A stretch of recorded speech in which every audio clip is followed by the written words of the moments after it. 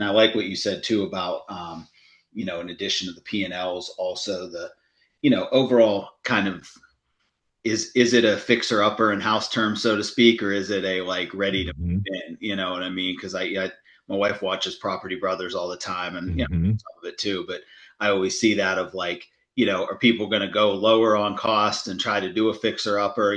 But then there's always that, you know, oh no, Jonathan calls, oh no, we got a problem. We opened this Hmm. wall up, and there's, I'd have to take this whole support beam out and basically rebuild the house. So Right, there is right.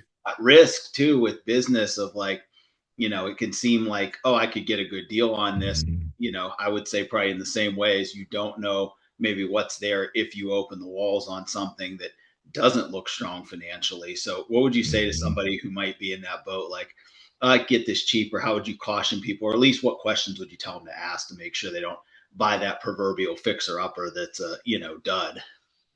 Well, I think it's the instability of the profitability. If the profits are not reliably consistent, well, then there's a reason why. So I would say understand why this is happening. What's going on here? Is there an issue with quality? Is there an issue with turnover?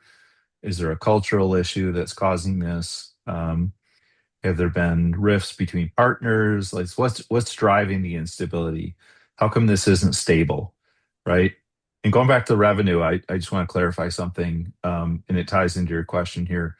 Even if the owner is not selling the work, even if other people are selling the work, if the work has to be if a significant part of the revenue has to be resold every year, that's really risky and costs a lot of money versus having 3-year contracts, 5-year contracts, 7-year contracts, evergreen contracts that don't have to be resold every year.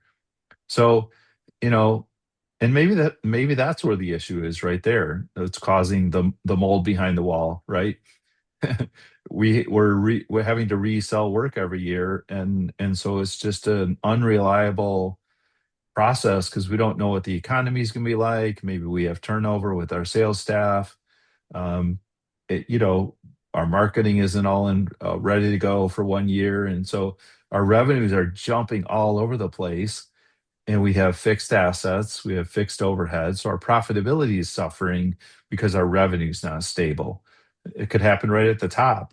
So there's a lot of places we could see margin, you know, slippage or erosion or just missing the mark. We need to understand why. And that's really what you're talking about with the example of the house, like what's going on inside this house here.